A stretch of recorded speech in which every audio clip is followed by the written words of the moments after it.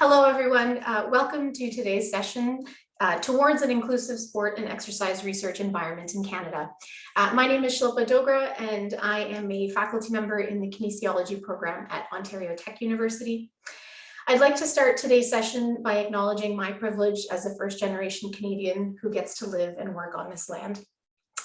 My parents immigrated here from India in the late 1970s, and my sisters and I are grateful every day that they chose to come here. I get emotional every time I do that, sorry.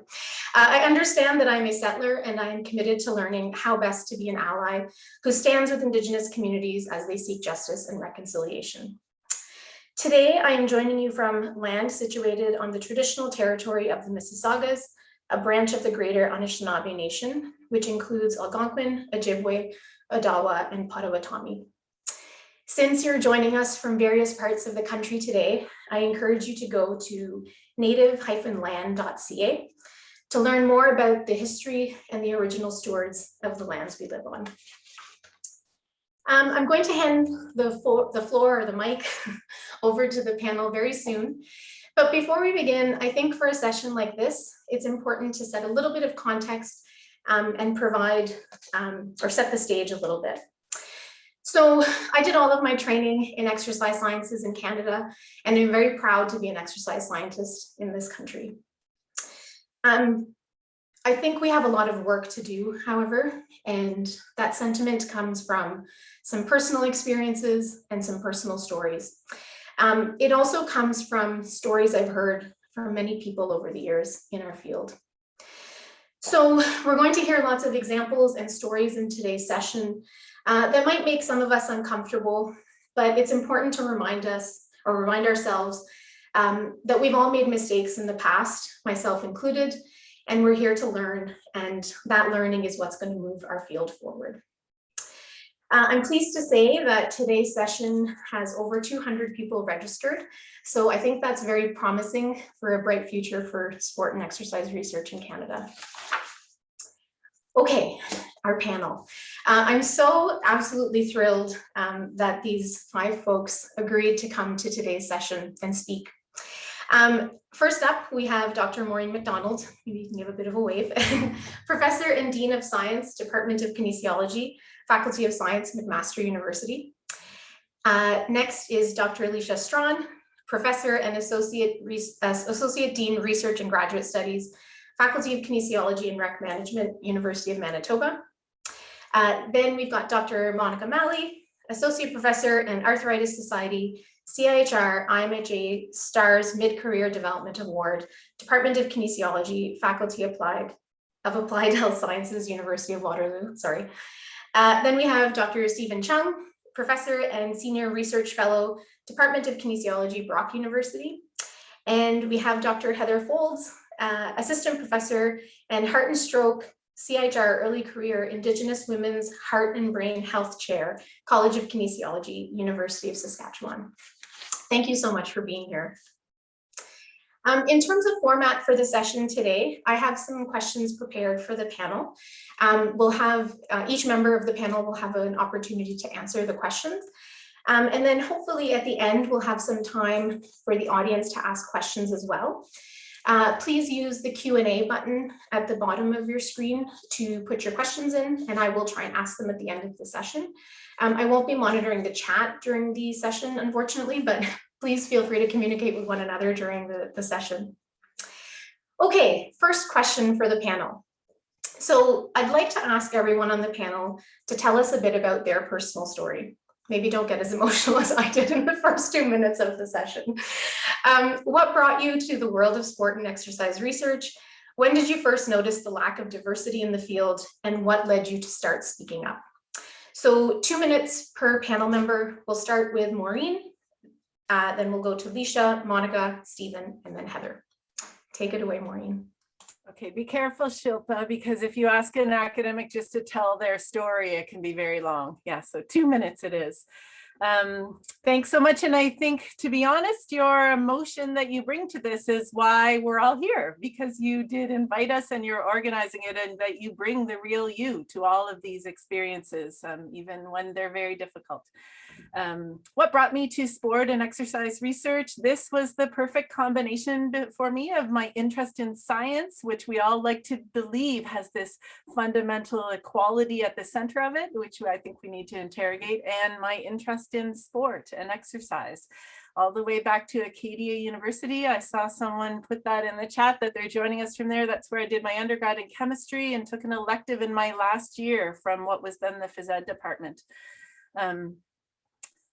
What did I first notice about the lack of diversity in the field? Well, I think I was one of those people who was not paying very much attention to that. I was blissfully unaware in my privilege for a very long time. But I can remember that fundamentally, and it's quite recent actually, where I saw this was serving on the NSERC review panel. The grants that were coming through, some of the discussions that were happening, and the hopefulness in this grid that we use at NSERC to wipe some of that out. But it was some of the advocates by the staff encouraging us to think about our language in our conversations, to think about how we evaluate excellence, and is that inclusive excellence, and are there different ways for us to interrogate that? It was what provided me with some language to start to view everything a little bit differently and start to speak up. We have an outstanding leader in equity, diversity, and inclusion at McMaster University. And what she said to me recently is it's important that I participate in things like this as an individual and that I take individual actions, but that I recognize that I am in a position of power as the dean. And I am one of the few people who can actually change processes. And her telling me that has really given me a voice to think all the time about what processes I can change now. 2 minutes, almost on the dot. Leisha? Oh my goodness, I will try to be on the dot. Thanks so much for inviting me to be part of this panel. A little bit about my story. I just want to acknowledge that I'm here on Treaty 1 land in Winnipeg, Manitoba. I'm first generation Black Canadian, proud daughter of Jerome and Margaret Strachan, and I know why you get emotional, because we know what our parents went through coming to Canada and the opportunities that and the sacrifices they made for us to be here. I was born and raised here in Winnipeg. I originally, I want to say, first came to sport and exercise research because of my background in sport. I was a high performance athlete in the sport of baton twirling for many years, had a chance to represent Canada at World Championships. And I think that was a formative part of my development. And I think we always gravitate to research things that are part of our heart. So sport has always been a big part of my heart. And I think that's why. And I had a coach who was very influential in teaching me about sports psychology from the performance side. And that made me, I think, really interested in looking at it from the research side. I first noticed the lack of diversity in the field probably in my first conference in Canada, going as a master's student. I originally first went to actually my first conference was one in the States, and there were a lot more Black people at those conferences there. But when I went to a first conference in Canada, I recognized that, wow, I was really the only one of the very few Black women and Black people at the conference. And I think from there, and I guess what led to having me speak up, you know, I've been the only one in many contexts, I mean, throughout my development in many different areas. And the message from immigrants' parents, I feel like, is always to be better. You have to be better, and you put your head down and you get to work. And I think now within the last year, I really heard more and kind of reflected more from the Black community, and I think whispering from my ancestors as well about the importance that, you know, enough is enough and we can't keep our heads down anymore, that we do have to lift our heads and then work to identify the disparities that we have accepted for so long. So that's a little bit about me. Thank you. Next, Monica.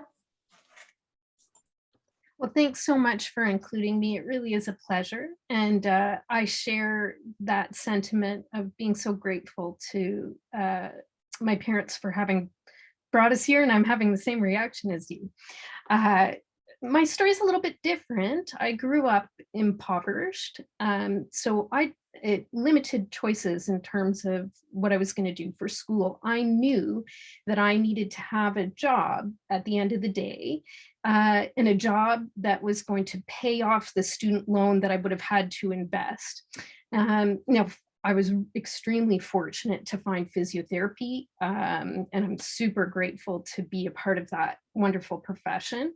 It was a great fit for my interests, and I knew that at the end of the day, I'd be able to start paying back the financial debt that I did acquire. And at that time, it was an undergraduate degree, and which made it more accessible for someone in that situation. But that has changed across the country. And I often reflect that that wouldn't have been an option for me if I entered university today. My parents immigrated into a really small town. We were the only people of color in that town. And so actually, I didn't really notice. So for me, it was quite normal to be the only family of color. And I didn't notice until I took a lectureship position at York. And I remember my first class at York University, and I looked out and I saw all these people who looked like me for the first time. And since that, that was a really pivotal experience. I still get goosebumps when I think about it. And since that time, I became very aware that usually in the room, no matter what room it was when it related to work, that I looked different than everyone else. That experience really taught me that I just expected lack of diversity. So I sat in that place of acceptance, and I see I'm running out of time here. I sat in that place of acceptance, but and I've tried very hard not to raise issues around equity and diversity for the reasons that I think others are sharing. But two elements have really led me to want to speak. And the first one is the kiddo. I have a little kiddo, and I'd love for him to experience the world being judged by his heart and not by his skin. And the second is the cycle. I think for a lot of people like me, the murder of Mr. George Floyd was a pivotal experience. And it's not the first time, it's a cycle, right? I was in high school when Mr. Rodney King was beaten by police. We've been here before. Riots ensued in LA afterwards. And so it's just upsetting to view that cycle. That's just one example. And I realize I now have a responsibility to say something. Thanks. Thank you. Stephen, you're up next. All right, thank you, Shilpa. And so my story is I was born in Hong Kong, and I moved along with my parents to Vancouver when I was 7. And so I grew up in Vancouver, which at the time wasn't nearly as multicultural as it is now. And but on the other hand, stereotypes sometimes help, because this was in the mid 70s, and small school, kind of pretty rough area. And I think this was the time of Bruce Lee. And so all the other kids says, oh, this kid's Chinese, he must know Kung Fu, so don't mess with him. So probably saved me from getting beaten up early on. But I got into exercise science because of my love for cycling, as we can see behind. And so I made a switch from oceanography as an undergrad. So I made that joke kind of about the kind of Bruce Lee thing, because honestly, I don't think I ever felt overt racism. And so early on in my academic career, I was very adamantly, I wasn't going to, in a sense, play the race card, to the point that when I applied to Dalhousie for my first job, I actually deliberately scratched out any kind of affirmative action, any self-identification. I did not want to, kind of be accommodated in that sense, or have that kind of have that option. And but then in 2004, I faced a racist incident actually at the university, in my department, in a formal setting. I kind of somewhat brushed that off, but I think where I became really more active and aware was two things.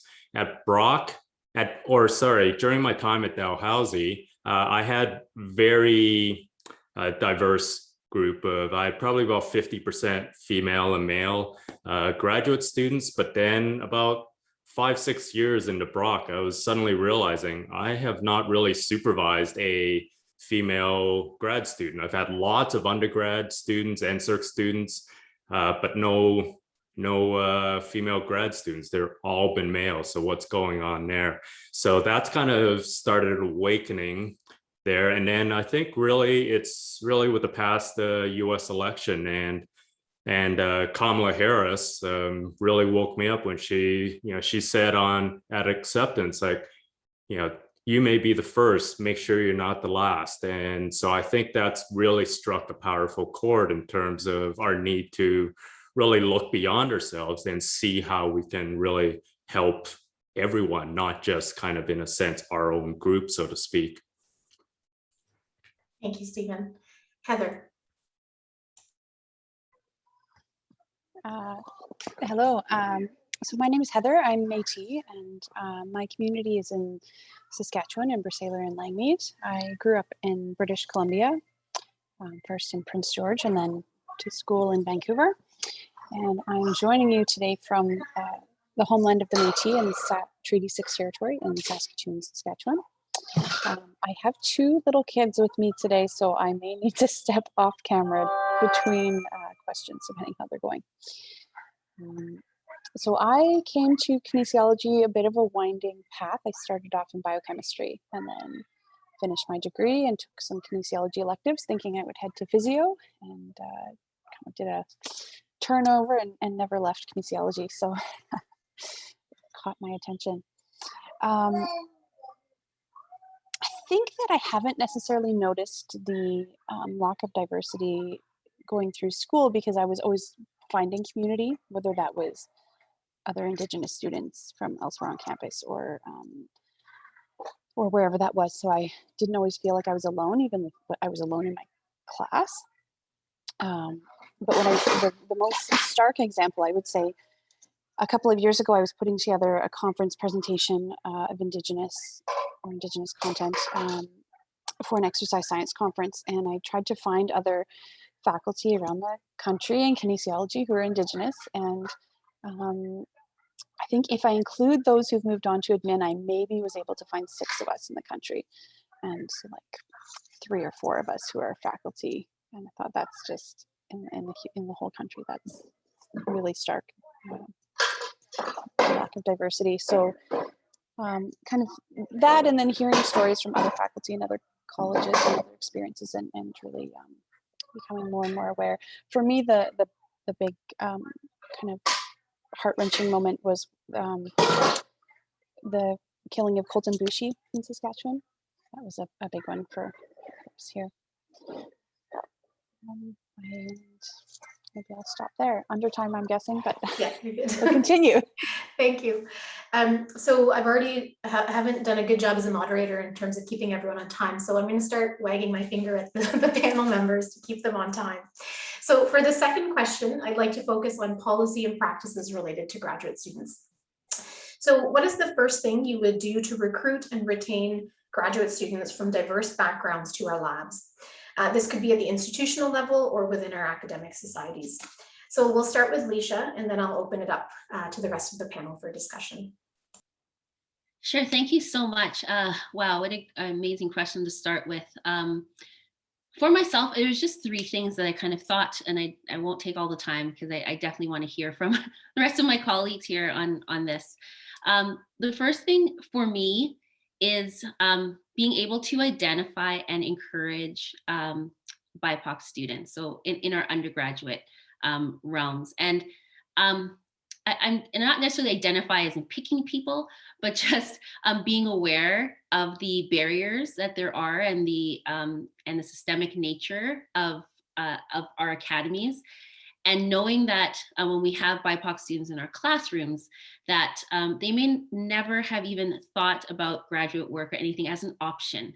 You know that many students see it as an option, and they maybe see it in their families, but a lot of people just haven't even thought of themselves or think that they have the confidence to even think about graduate work or being able to do something as an option. And I think there is something very powerful about calling people into service or into a profession. You know, we hear it a lot with many immigrant communities where they would like people to be doctors or to be lawyers, and and they call them into those professions. I don't think we can think, okay, we have brochures, there's information on the website, or there's things there.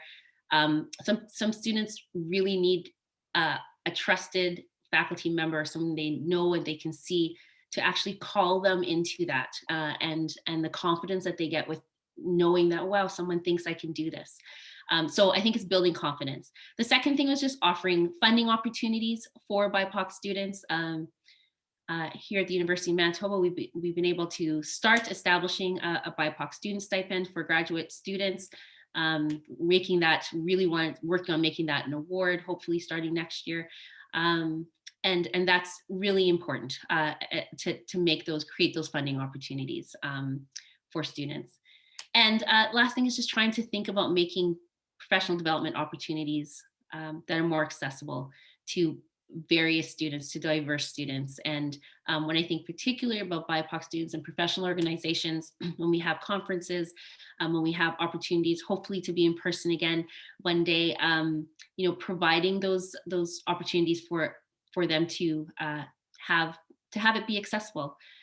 Whether that's having a lower cost rate, having an opportunity to just have panels or discussions or lunch discussions that are with other BIPOC faculty or with people, so they can just see themselves and have opportunity to hear their stories like we're doing right now, which this is so powerful. And so those are the things that I thought about, but I'm so excited to listen to the other panelists as well. Thank you. I'll open it up to the rest of the panel members if there's any other thoughts.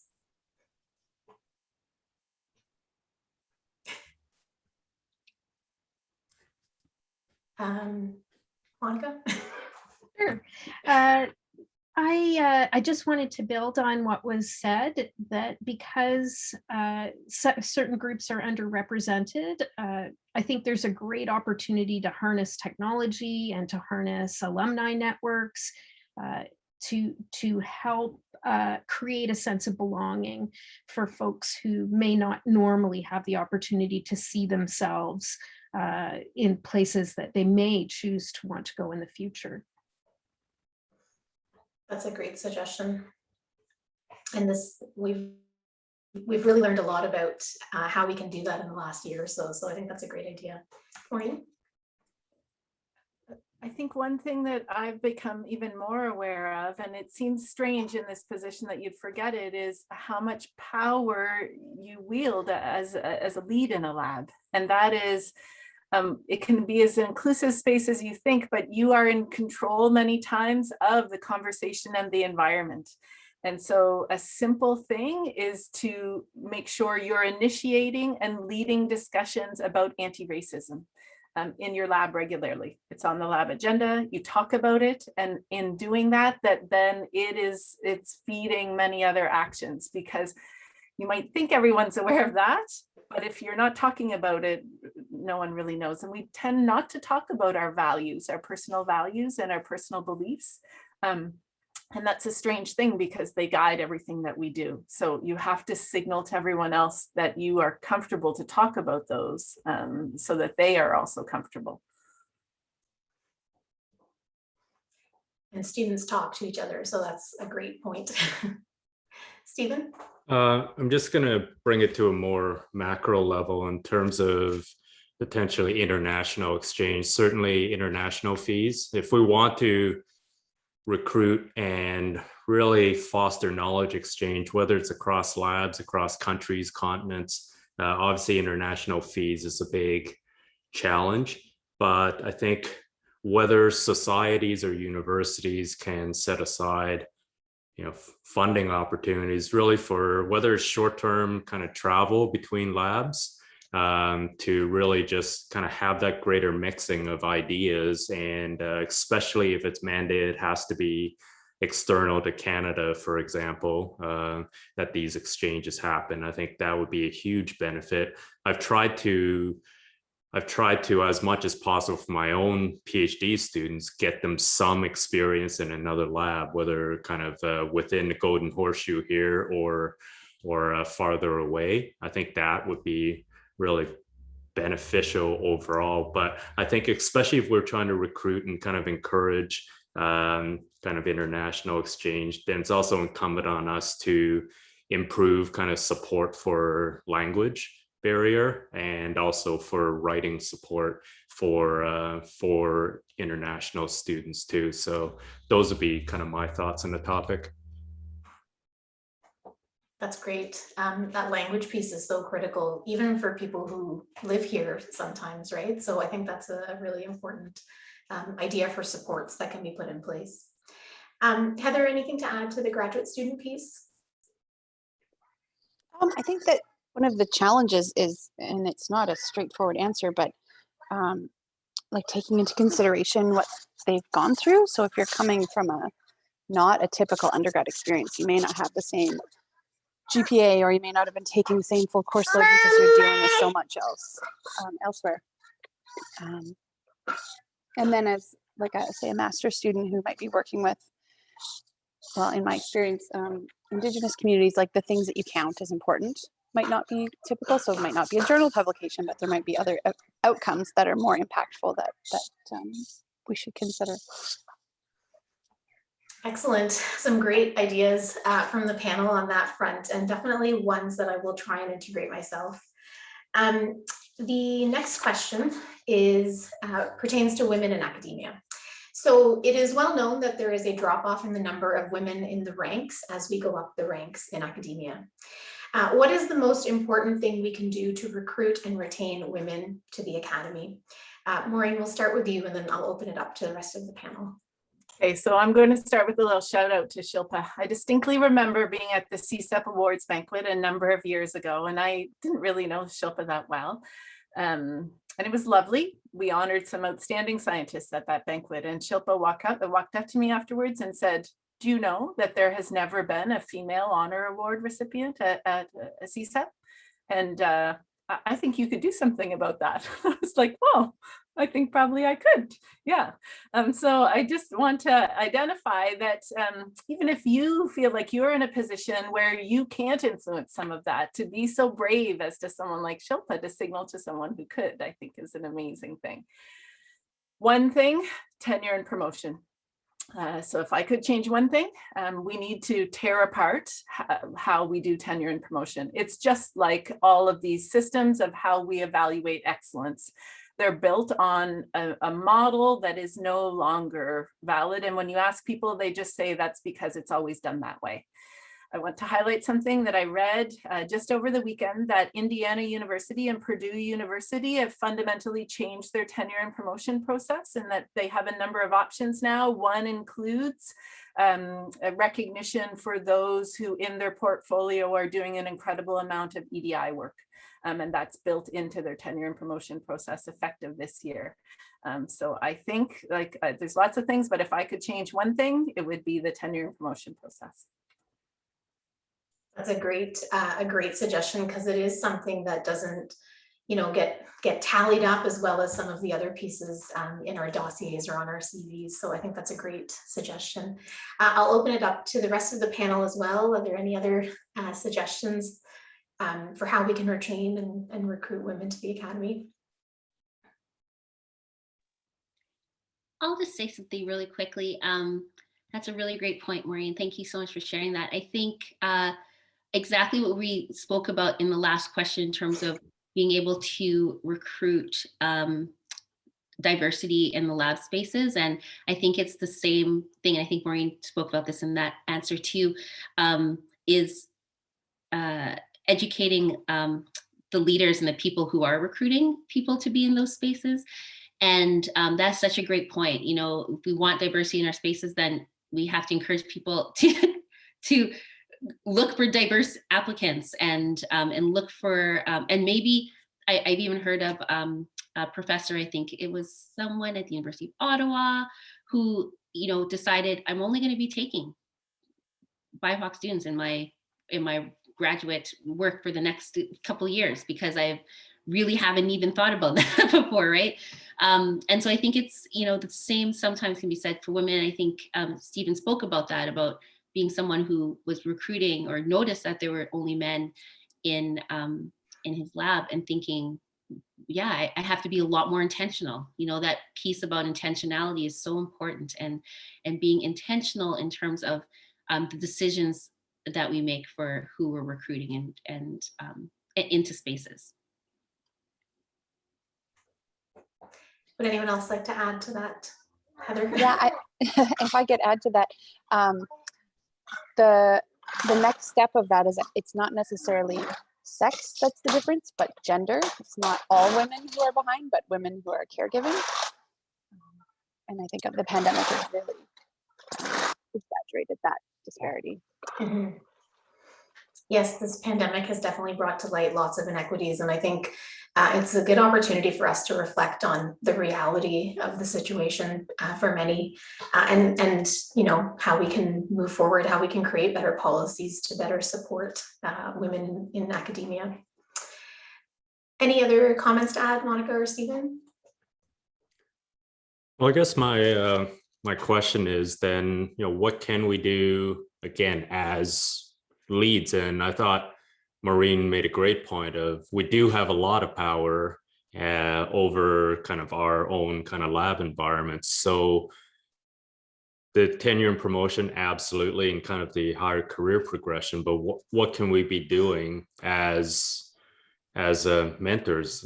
And again, I just keep thinking back to, there was no necessarily conscious thing that was driving me towards having all male labs for about a period of 4 to 5 years. It was literally just whoever was asking, they just all happened to be males. It wasn't as if, I wasn't actively recruiting kind of individuals. This was just what was, who was asking me to join the lab. So, I mean, what can we be doing kind of to encourage that? And again, I just note that I had a lot of undergraduate honors students, NSERC summer students who were female. It probably would have been good if I had kind of almost had an exit interview with them and say, like, are you considering grad school? Why or why not? But I mean, can any of you shed light on what we can be doing as mentors to kind of improve that encouragement through the undergraduate and graduate ranks? I think, starting the conversation is a big one, and I try with my graduate students to have those one-on-one conversations of, what are your career goals, and have you ever thought of this? And to your point, Stephen, I think maybe some of them didn't think to ask, or maybe they thought, well, maybe the other students were asked, so I think setting those sort of practices in our own labs is pretty critical. And then it becomes, something that you just do. It's done with everyone, and so no one's really being singled out in that manner either. I think that could be a good practice to put into place. I also think one of the things that we need to keep in mind when we're talking about women in the ranks is intersectionality. And I think maybe we do a better job at retaining women of certain groups than others. And so, we do need to think about that a little bit better as well. Some of us are at institutions, like Monica said, that are very diverse. And, when you first go to those institutions, it's quite eye-opening. For me, it was the opposite. I started at York and then I went out east, and my reaction was the opposite. Like, wow, there's no diversity here. Anyways, but I think, if you want to retain women in the academy, there needs to be some consideration of intersectionality as well, because kind of to Heather's point earlier, she was able to find community and therefore kind of make her way through the ranks to some extent. So that is important to have that community. And I think some of the cluster hiring that's happening at institutions will really be beneficial for that, and maybe could be applicable to women in the academy as well. Any final thoughts on that question? Just really quickly, culturally, some folks are less likely to approach a professor. And so we really need to pay attention to how people view relationships, and to actively seek out those relationships, because in some cultures you would never go and talk to the professor, whereas some other cultures are quite comfortable to do so. So just, I think it layers onto the intersectionality piece, and as well as the idea of actively recruiting folks. Excellent. I'm going to switch to the next question. We're switching gears a little bit for this one. I want to talk about some of the positive changes in academia and our discipline and our field over the last several years. So what, if any, are the positive changes you've seen with respect to EDI? Monica, we'll start with you and then I'll open it up to the rest of the panel. Sure, thanks for letting me start this one off. I'm not going to lie, sometimes I feel really disheartened by the cycle, but I do think that there are at least three things recently that have given me some hope. The first one is we're starting to see data that finally institutions are explicitly interrogating and demonstrating inequities exist.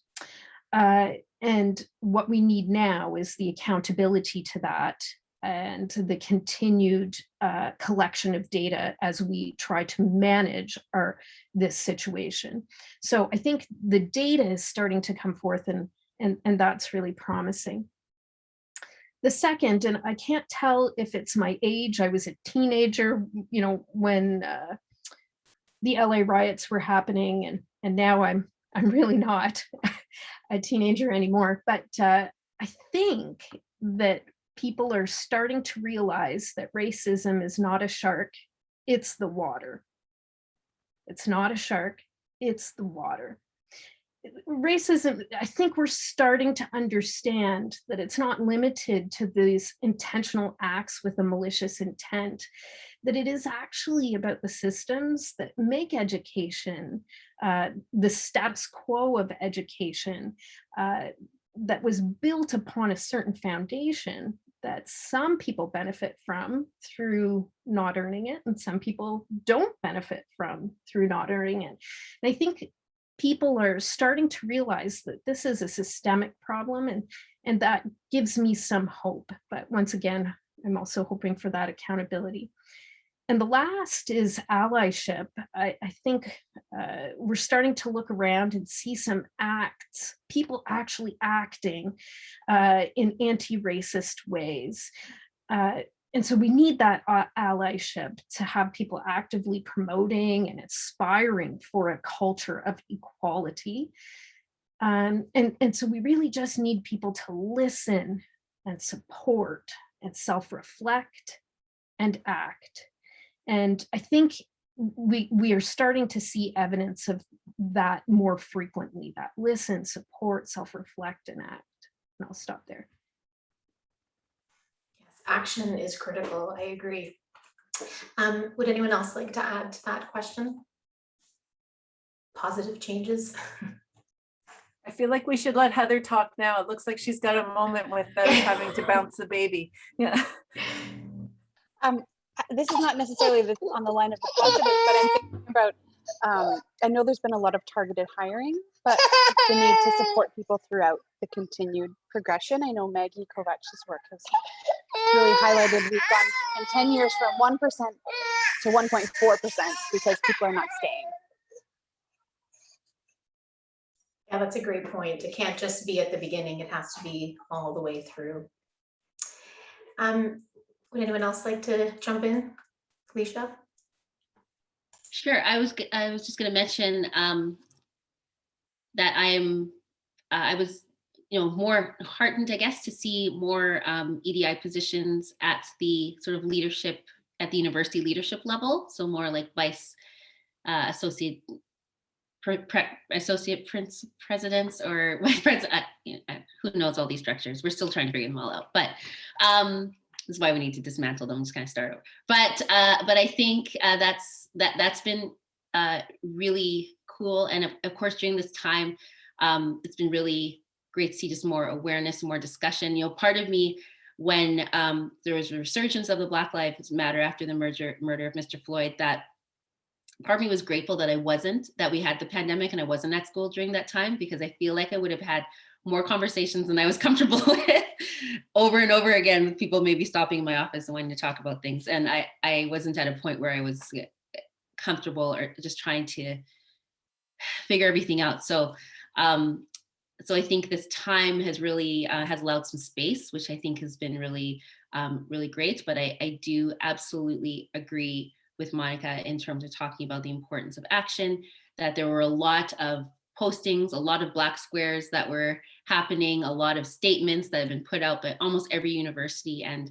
we have to hold universities accountable now. We have to really talk about, you know, you put this statement out there, what are we doing about it? And it's something our faculty's been trying to think more about. You know, we put a statement out there, okay, we have to do something about it, and something lasting and sustainable, not just a one-off something, right? So, so I really appreciate that, and the importance of race-based data, that we need way more, and hopefully that can help inform more and more changes moving forward. But great point too, Heather, about the importance of support. I mean, that's throughout a career, yes, for sure.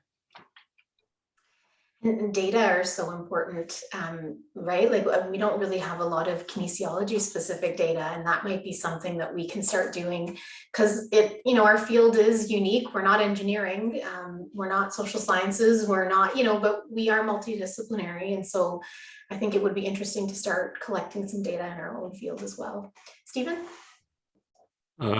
Well, I think there have been a lot of positives, and one is that, you know, we are having this conversation, and that so many people are here. And but that was a really powerful analogy, Monica, about the you know, the racism, and kind of the system isn't the shark, it's the water. And I think it's just incumbent upon all of us to really just open our eyes to you know, kind of beyond our own experiences. And you know, I again moved to Canada in '75, and there was no such thing as English as a second language. And I didn't know a word of English when I came over, and it was literally just plunk me into second grade along with everyone else, and sink or swim. And you know, unless you've actually lived that, you just don't realize the challenge that involves. Like literally, I had no support system apart from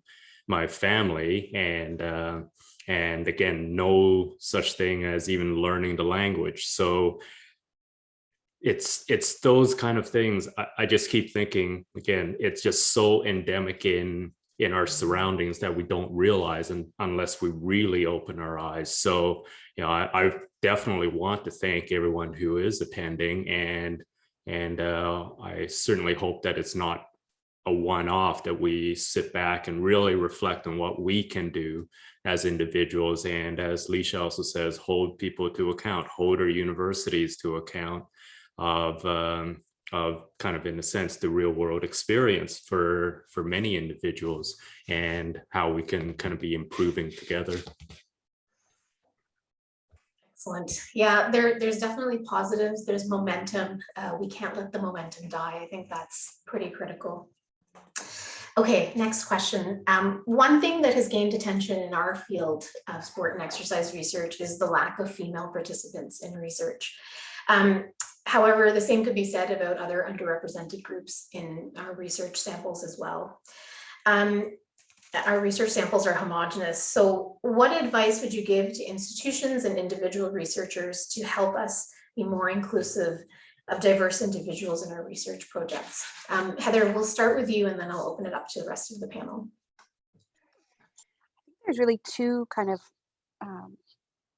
things that need to change. One is that we need to reach out to communities that are more diverse, and intentionally include them, because they're not volunteering unaided.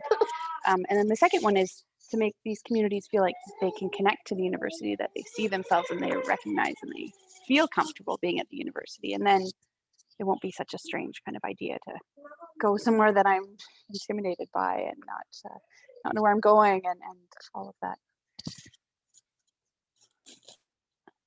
Yeah, I think it's funny, universities play such an important role in communities, especially some of the smaller communities. So that's a great point. I think making those connections with communities is pretty critical.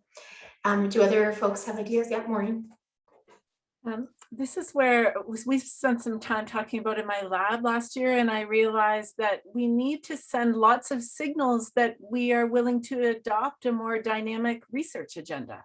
So that includes how homogeneous are our research samples, but even fundamentally for exercise. I remember reading an article about some of Heather's research where she's looking at traditional Métis dance as a form of exercise, right? We're so focused on having people cycle on an ergometer that like just even the range of what we're considering, I think, needs to be in that realm. I know Monica's done some work in the past looking at yoga and knee osteoarthritis, but signaling too is, so if you can encourage and engage with communities as well as more diverse trainees, the trainees have wonderful ideas if you'll just provide the forum for them to bring some of their authenticity to it, some of their voice, amplify that voice. The other thing that I heard was that it's really important for us to partner. And I think I just saw in the chat about someone saying how Dr. Strachan is like sharing the power. So if we're in positions of power, are we reaching out to other researchers who identify in some of these groups? And are we sharing some of our power by looking to collaborate with them or support their research agenda? So I think those are two things that at least the trainees in my lab were encouraging me to see if I could basically make the space for. Yeah, the lab meetings are going to have to start looking different. I think after today, I'm going to reset the whole agenda of them. Stephen? Yeah, that was another great point about research design, Maureen, and that was what I was thinking too in terms of whether, and I don't know if other institutions have it, our ethics board doesn't necessarily have a kind of justification of sampling. Whether we need something like that and not have it just be kind of almost, okay, let's just figure out a way around, really answering this, but to really reflect on why are we choosing this particular sample, whether it's, male only, or whether it's age, or whether it's different ethnic backgrounds and races, and to really think through why. Is it really for a scientific reason, or is it just because that's the easiest thing to do? And we know there's tons of research on how incredibly kind of narrow focused our typical research sample is. It's typically undergraduate and graduate students who tend to be, again, white, male, and of certain kind of a socioeconomic status also, and how narrow that is. And we need to, again, really reflect whether we do it at an institutional level, or again, as an individual lab-based level, is, are we actually doing this, for scientific reasons, again, or is it just because that's the easiest thing to do? And let's just check that box off and go. Or do we really want to, again, self-reflect and think, why are we choosing the samples we are? Leisha? Went same time. That is, Stephen hit the nail on the head. Exactly what I was thinking. I was going to say next was the importance of, again, this idea of intentionality and going. We need to go out to communities. We can't expect people to come to us or have convenient samples. And the number of studies that I've read since I've been in academia, where it's always a limitation. The limitation before you just go to limitation section, you're like, we should limitate, or we should think about different communities or having diversity. Like, we've talked about that now for years and years as limitations. It's just a standard limitation, and it can't be anymore. We need to make the effort to actually go and recruit in these different communities. We have to be way more intentional about it. Monica? my thoughts exactly. So the idea came at the same time. But in addition, I think I'll just add, I think we need to start co-creating science. We may not identify what's meaningful and what's important to these communities, and that's because we're in the position of power, but the expertise in what they need isn't there. It's in the communities. And so it's not just being intentional about the methods, but I think it's about being intentional about the questions. That's fantastic. I agree. One of our last questions, so if people have questions, they can start putting them in the Q&A. This conversation about EDI and sport and exercise research is important, of course, because there's great potential when you diversify a field. What do you think some of the long-term impacts of diversifying our field will be? So Stephen, we'll start with you and then I'll open it up to the rest of the panel. Thanks. And I think we're seeing that in real time, in a sense, in that we're seeing such an explosion of research into female physiology that we really haven't kind of until the past almost like five or so years, I would say, whether females as athletes, as just general health, or with aging in females. And I think a lot of that is driven by there being more female scientists, and whether at the academic level, kind of faculty level, or as grad students saying, like, this is important to us, this is what we want to study, and really driving that. I know in my own field of environmental physiology, very heavily dominant kind of occupational background, military background, where traditionally it was all males, and that was always the justification. Well, this is who is actually kind of on the front lines, and so this is why we're studying these individuals, and that just doesn't cut it anymore. And I think a lot of it, the benefit really comes in seeing kind of groups as science becomes more diverse in terms of who practices. I think everyone benefits, because now we are seeing, again, this explosion of research into female physiology. And I think that just improves science so much for the better, because knowing, for example, that there are so many parts of physiology that the response is different between males and females leads science into all sorts of interesting questions of, why is this? Is this genetic? Is this, kind of, nutritional? Is it hormonal? Like, all of these questions. And I think the same question arises with racial differences. Again, in my field of looking at cold exposure, we know there are certain races that just do not seem to respond to cold as well, or tolerate cold as well. And that just opens up questions of mechanisms of, why is this? And that just leads to so much more diversity in terms of our understanding of how the body works when we do that. So I think that's the big benefit that we should be appreciating. And again, it should be a positive reason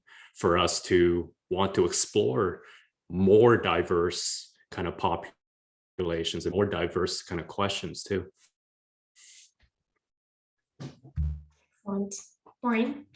I think it's good to ask what will be the long-term impacts, and we could list so many of them. We know science actually tells us that creativity and innovation are enhanced with more diversity. I think it's not just in our research, but like, I think everyone here, we don't just research and then teach and then have service. It's everything we do. I actually think that that's a great question to ask, but the other reason is it's just the right thing, like to represent all of our diverse communities and all of our society that haven't been invited in. So while it's important to, maybe we need some people to tell them, here's a good reason why, I think fundamentally we should also just be having the conversation to say, it is the right thing to do. So let's not dance around that and have to have a reason. It's great that we have the reason, but that's the bonus.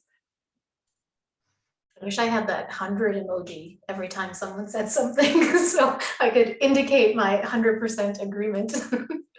Anyone else like to add to that? No, good. I think I agree. I think we need to just do it. But there are benefits, but yes, you know, if it would reflect our values, you know, if we did it and just committed to it. But Shilpa, to be clear, effectively, I think it was Heather who said, you know, we were at 1.1% and now we're at 1.4. That's not enough. It's clear when it's embedded in the rules and we have the stick, which is, or the carrot, which is like, does funding matter? Does your promotion matter? Does the position matter? That everybody seems to be able to line up. Like, so recently the requirement of CIHR and other granting agencies to attend to questions of sex and gender. Well, I don't know who can do the logic map about which came first, but it's having an effect. So I do think the ideas about changing our internal ethics board requirements, all those types of things, again, to move to action, just have a look around. Where are the rules that if they were changed might make it happen? And then ask who holds that rule. Who holds that rule, ask them why they can't change it. And often there's not a good reason. Good point. Leisha?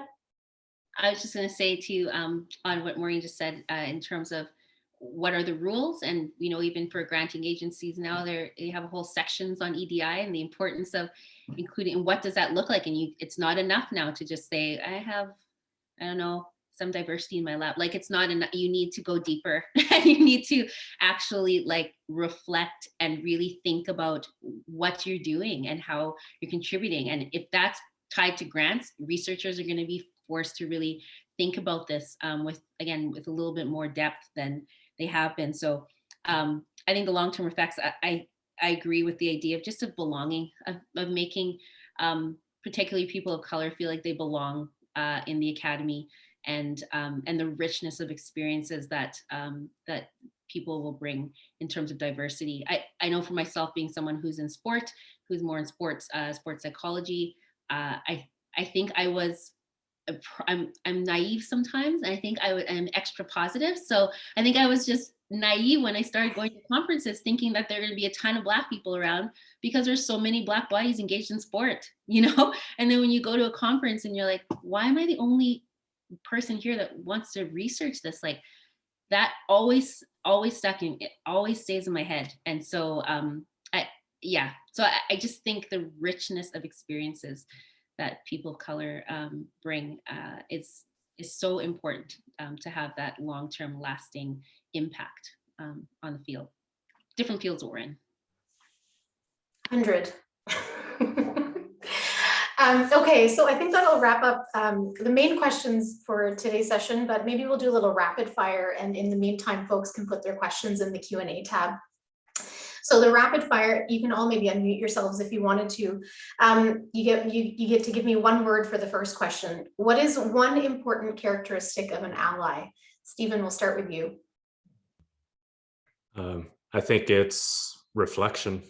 An ally would kind of really reflect on their own practices and see what is out there and what they can be doing better or differently. Monica? Essentially same. Listen, support, self-reflect, act. Leisha? I had written down openness. Good. Maureen? I think intention. I read this, someone sent me this awesome book. I don't know if you've read it, The Person You Mean to Be by Dolly Chu. And so it says, like, just do better. You don't have to do everything, just do better. Do one thing better, do little things better. And I think that takes intention. Yes. Heather? So I liked all the answers so far. I think my addition would be being mindful when to step forward and speak up and when to step back and support. Excellent. What about you, Shilpa? Oh boy. I don't even know. I think I would rant if I got asked the question. I like all of those answers, though. I think there needs to be openness, there needs to be intention, but people just need to act. I think, I don't know about everyone else, but I'm kind of sick and tired of hearing the words. So start making a move and start doing something. Okay, next rapid fire question. What is one thing we can do as individuals, not university faculty or academic society members, but as individuals to be better allies? Maybe we'll start with Leisha this time.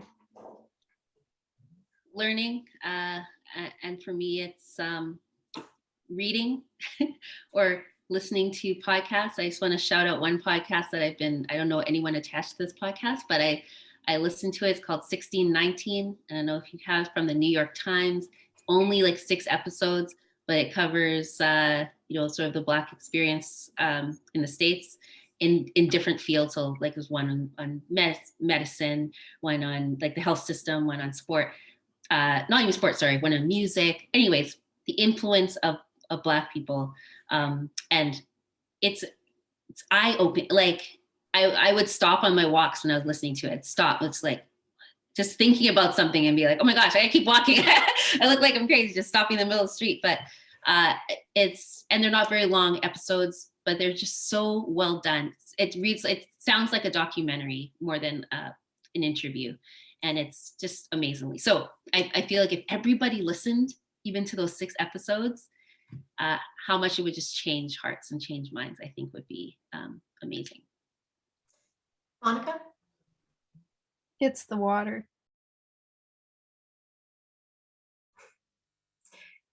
Stephen?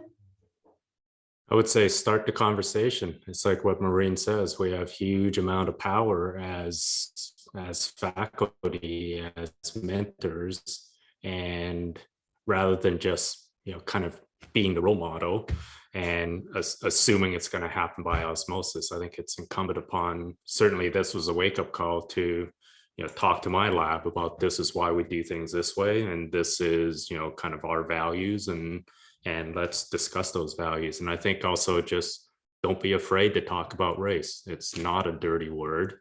It is it is an important discussion to have. Heather? It's reflecting on our own the layers of privilege that we all experience. You don't realize what people are facing, and because it's just so natural to you. And Maureen? I think try to be trustworthy. I read somewhere that change moves at the speed of human trust. And so like I always think in all those little threads of connection, either reaching out to a community or having someone reach to you or trying to do something different, are you being trustworthy? And I think then that's something that can help move it forward. Yeah, and I think we've been very fortunate in this past year about, to see all these reading lists, and there's been so many fantastic books and podcasts and things that have been brought to light. And I think, we have to be mindful that people who are in the EDI sphere do a lot of work. And like Leisha said earlier, you can't constantly sort of go to them and ask them to teach you. We're all academics, we can learn ourselves. And I think it's important that we commit to that learning and read and listen and do everything we can. And attend events like this and when, share stories and just read and learn to learn, I guess, right? We have quite a few questions in the Q&A panel, so maybe I'll get started on some of those. One of the first ones from Jordan Herbison is first a compliment. It's been an eye-opening and informative session. There have been some examples provided about lab-specific pieces as PIs in different labs. The question is if you could think back to when you first started your own labs and provide an example or multiple examples of something that you would have done differently to better promote EDI. And I think that's a great question, because there might be some early career researchers and maybe they can sort of do things a bit differently from day one. Would anyone like to provide some examples? Maureen? Okay, I'm the furthest from starting my lab of everyone here probably, but I hire people all the time, so I talk about this. So I think that's such a tough space because you're basically starting a business.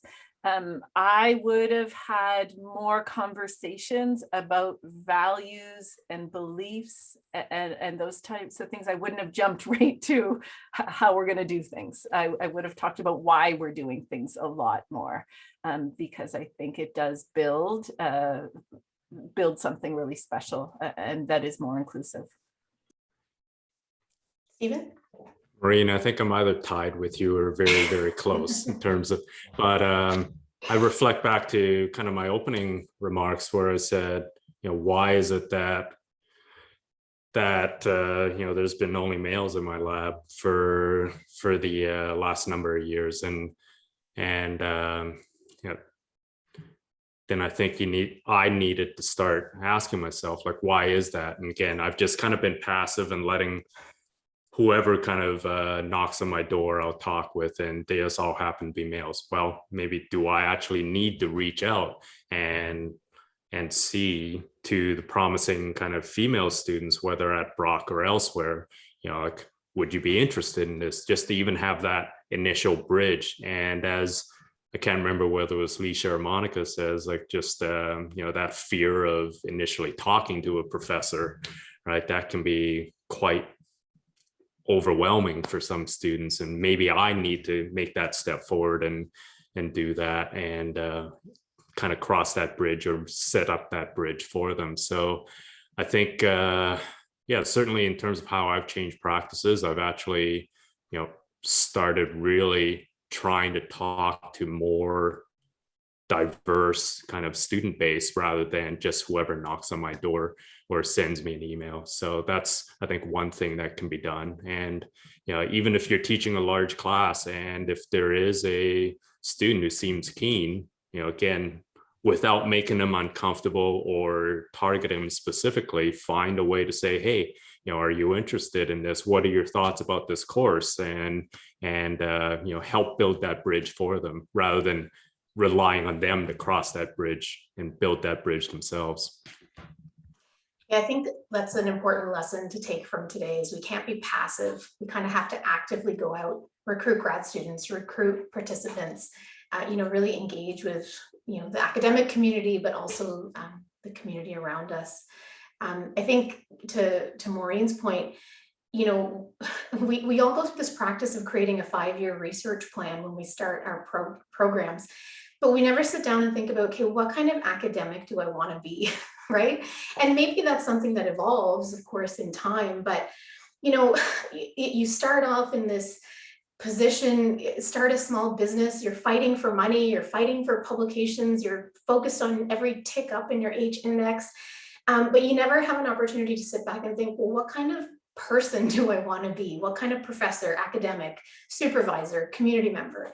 And I think maybe that needs to be integrated into that initial, what's my 5-year research plan? How am I giving back? How am I going to create impact? And what's really important to me? Because I think the people who have the most successful careers are the ones that are sort of driven by passion and are comfortable with what they're doing and are getting some joy from the work that they're doing. So maybe we need to integrate that process a little bit more.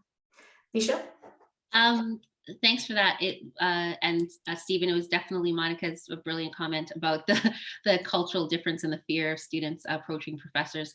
I just want to give a shout out to a colleague of mine, Dr. Aisha Salim, and she's done some wonderful work with her lab and piggybacking on what Maureen was talking about, not just talking to her lab, but she has like a lab handbook and she has a whole section about anti-racism EDI in her lab handbook. And when she sits with her lab at the beginning of every year, they review the handbook and they review that part. And she talks about what her philosophy is, and they have discussions. And I think having it in a lab book that you can refer to and go back and this is what the expectation is in her lab, I think is fantastic. And I know if you were able to find her and reach out to her, she'd be happy to share it. She's definitely shared it with our faculty, and it's wonderful. That's awesome. Okay, I'll go to the next question. From Maureen Connolly, would like to have some comments on ableism in exercise science. EDI is a big umbrella, and I agree we need to consider other groups as well. It's not just about women and color. There's ageism, there's ableism, there's sizeism. A lot of the focus of EDI to date has been on women in science, or has been about BIPOC populations. And exercise science, I think, is probably not very good when it comes to being inclusive of different abilities. We do a lot of work with older adults, so maybe we've got some of the age stuff, but and even on the sizism end of things, we don't do a lot of great work. Any thoughts on that in terms of what we can do to be more inclusive, since that's kind of the point?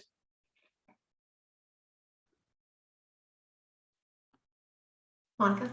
So if I may, I think rehab science has a nice role to play here. And I think it all starts on the way we view health. Health is much more than not having illness, as we know. Health is so intertwined with all of our situation. And so I think rehab might offer some place for where we can implement exercise for people who may be less able, and work with them to improve their well-being from the perspective of optimizing function based on what your goals are. Sometimes exercise science goals are really focused on kind of the elite sort of performance end of things rather than promoting well-being. And so I guess I'll just leave it there. I did I did invite someone who does research in the area of disability, and it's interesting when you look across the country, we don't have a lot of diversity, but we have very few researchers in kinesiology who identify as disabled. And so that, I think, is definitely an area where we need to be more inclusive. I think even our teaching undergraduate labs, how accommodating are we in our labs? I think we can definitely do better in that area, and something for all of us to think about as we, reconfigure our labs moving forward. Maybe those are some things that we need to think about. So when the high school tours come through, the disabled people feel welcome as well, and all groups feel welcome in those spaces. So next question is from Christine Talon. Thank you for the webinar. I'm wondering if the panel could expand upon the discussion of female versus male, and how do we increase the inclusion of gender diverse individuals? So for example, there is a risk for transgender individuals to disclose the sex they were born at birth on a consent form, so likely may not be volunteering as a subject. And that's a great question. So any thoughts around that? Maureen? I have a PhD student who's really helping lead our discussions in this space in collaboration with one of my colleagues and collaborator in rehab sciences. And so we're talking about the ways in which we can change our participant information forms, our inclusion and exclusion criteria in the ethics, and specifically ensuring that while we may have some questions about the sex they were born at birth with, that we may also have additional questions which could provide some acknowledgement of gender, and to be sure that you're providing forums where people can answer that in a way that they are comfortable and opt not to answer it. But also back to Monica's point about data, collecting data on ethnicity and race, and because we do know that many of that information is important and that we haven't been collecting it. And so making sure you partner with those communities to ensure that you are using best practices in a sensitive way, and that you're taking all of the impacts of the questions into account, but not, as Stephen said, simply not doing it because it's harder to do. So I think those are some places that there's a lot of guidance coming out now, particularly CIHR's got a lot of guidance on sex and gender and a whole platform related to that, and there are webinars on it. So I think we can all educate ourselves a little bit more about that. And I think it's a great example of where we can all collaborate. If we all come up with the appropriate way of writing the questions and having those conversations, we can share that information with one another. So I think that could be something, you know, conferences might want to think about in their academic societies, think about having sessions where this kind of work is done. And it can be done with experts, but then also people who can share the realities of their lab and the work that they do and how things can be accommodated or modified to accommodate those different scenarios. Leisha?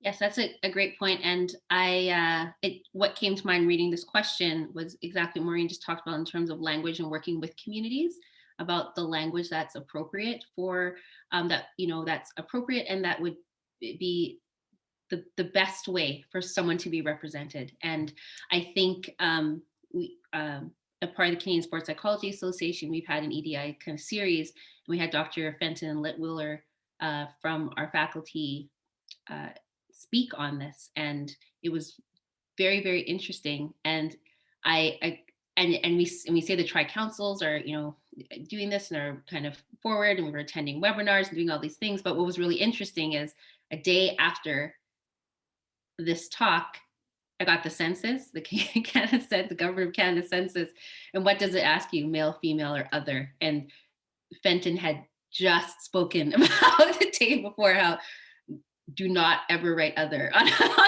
a form. And I was just like, oh my goodness, like we have so much work to do, you know, but it's it's that work. And then again, calling out I put that in my comment on my census form, you know, like actually, I want to check out these researchers, this work, and work with communities, maybe to see how we could be better with this, you know. So I think it is working with communities. I love it. The academics are teaching the Stats Canada people how to put their surveys together. But it blew my mind too when I saw that. I couldn't believe it. So but it's a good point. There's things that because we're in such a, you know, a bubble of our own in academia. We're around people who are talking about these things and having these conversations, and we forget that this is not a standard party conversation. Sex and gender is not a standard conversation. So it is, going back to what I was saying earlier, think about who you want to be. And I think, you know, it's our responsibility, and we're in positions of privilege to start these conversations or to help people with these conversations. The next question is from Hillary Caldwell, and it's about indigenizing our curriculum. And I think it's a great question. It's a challenging one. We at our institution have talked about indigenizing the kinesiology curriculum.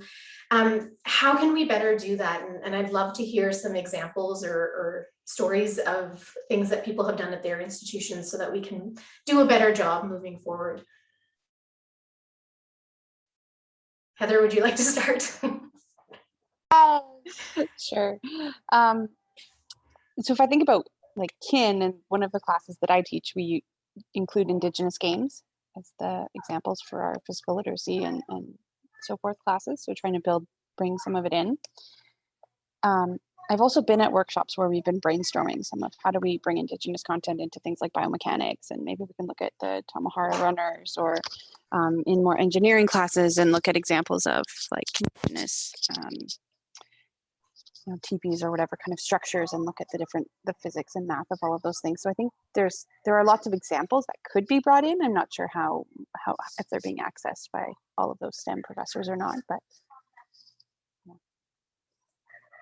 yeah, one of the things when we had a session about indigenizing our curriculum, and it goes to one of the questions in the Q&A as well, there's simple things that we can do too in terms of just the images we select to put on our slides. They don't always have to be a white man exercising, right? And I think that it was just such a simple strategy. And it's so important in terms of making other people feel comfortable as well. And so one of the things that I've tried to do in the last couple of years is go through my slides and change some of those images. Or, you know, when you have a discussion question to put a variety of images up, and I'm not making a point about it when I'm putting the slide up, but it's there, right? And people hopefully, you know, are sensing that. And I think there are some simple strategies.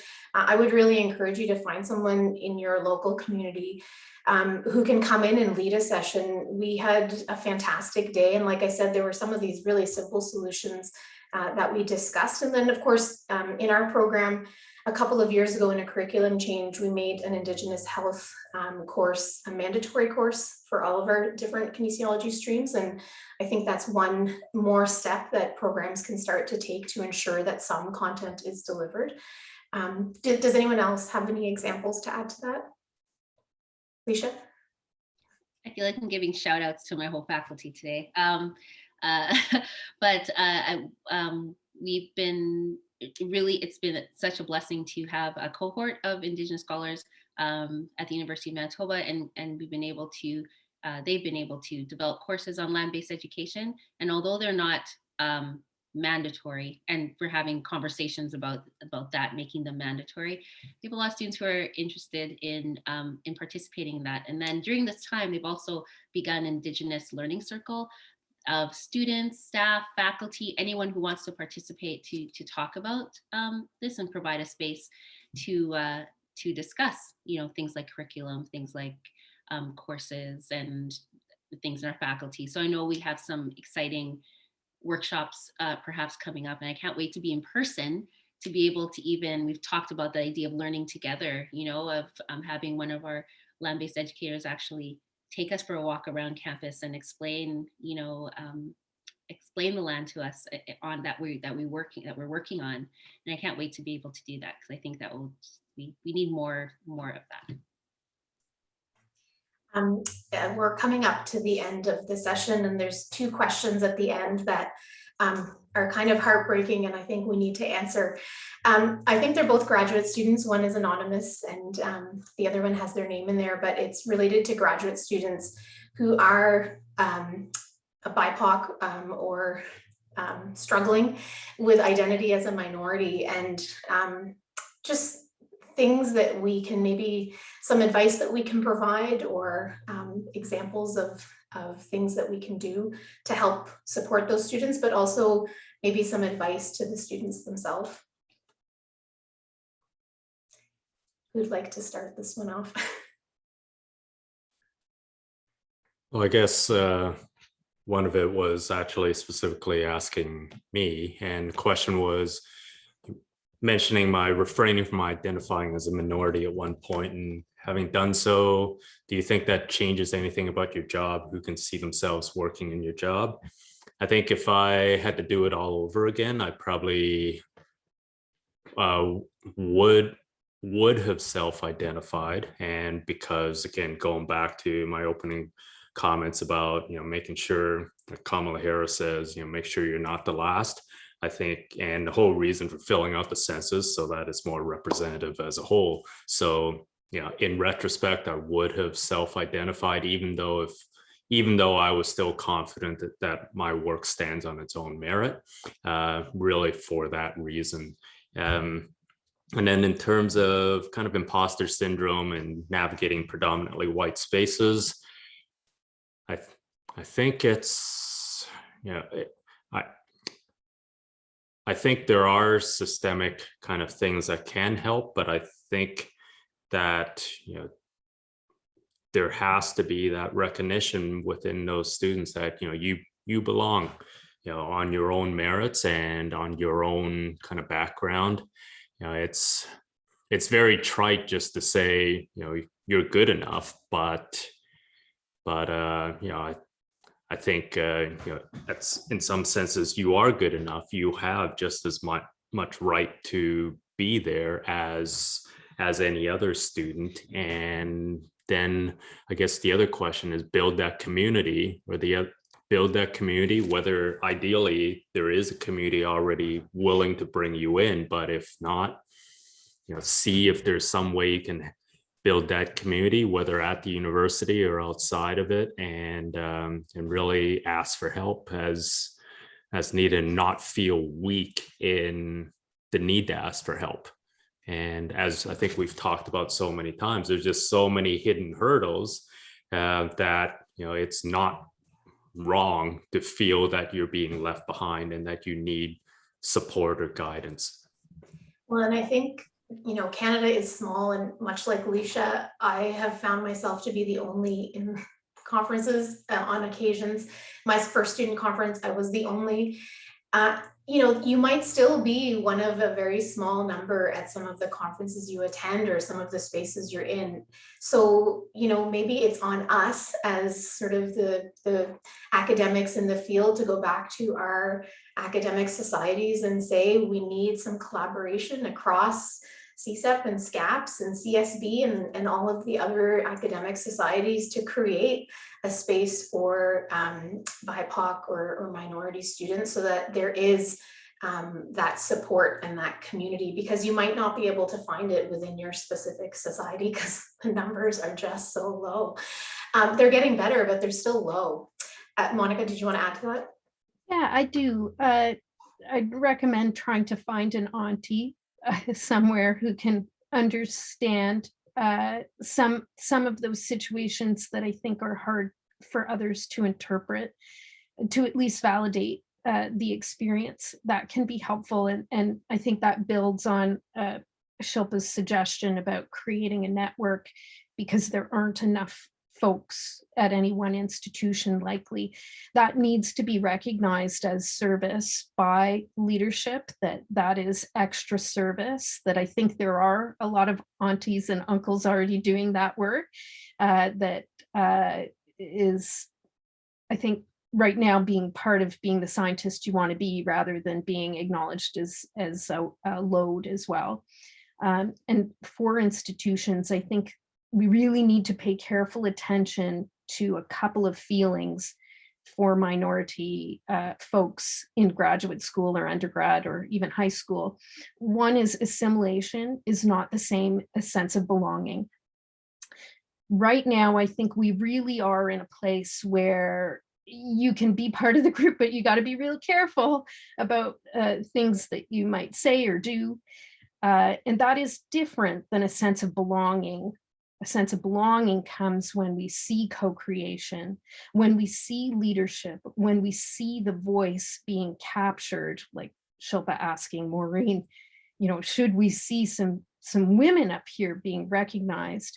So just that distinction between assimilation and sense of belonging. The other thing that I think is a subtext in these two comments, there is work written about the pressure of representing your race when you are the only one, that there is an additional layer there that I think people experience, that there's greater pressure, and at the same time there may be less support and less sense of belonging, and those are really competing and add to a level of stress that I think leadership and administrators and faculty and staff need to know that level of stress is thinning, right? It thins us all the time. And these are the reasons why we see things like imposter syndrome, that kind of phraseology, just that people are feeling that they really must outperform. And I don't know about others, but I certainly was told that you have to be double the best, right? Like in order to be identified. Those are real conversations or real lessons passed down from other aunties. So I just wanted to make those comments, hopefully for those two folks to know that there are some aunties out there who understand. Yeah, when I was a graduate student, there weren't. And it's why I walked around so lost for so long, I think. So please, most of us would be more than happy to have a conversation and would be happy to help. And so I think, there can be formal groups and formal networks and communities, but if you're really struggling, and I don't think any of us would have any issues with you reaching out. So please feel free to. I think, that they're like I think it was Monica that said earlier, a lot of people don't feel comfortable reaching out to professors, but we're happy to receive those emails and have those conversations. So please never feel like you can't. Any closing thoughts? I think it's time to wrap up here, but any closing thoughts for the panel? Thank you, Shilpa, for making the space for this and for yeah, for pushing this forward. I know that you are probably feeling very thinned a lot all the time, but yeah, we'll help move it forward. I'll say for the first time in my life this year, I put involved in EDI work on my annual review. And I said, I can't give you any specifics, but it's there because I do it. So I think it is important work. It's hard work and sometimes emotionally exhausting, but I'm glad to see more and more people speaking up. Thank you, all of you, the panel members and all of the participants for sticking around and participating in today's session. I really do hope this is one of the first conversations we see in kinesiology and sport and exercise science in Canada. I think, you know, we've got some momentum and we really need to keep things moving. And I hope to see some awesome initiatives coming out of our academic societies and our universities over the next couple of years. So thank you, everyone.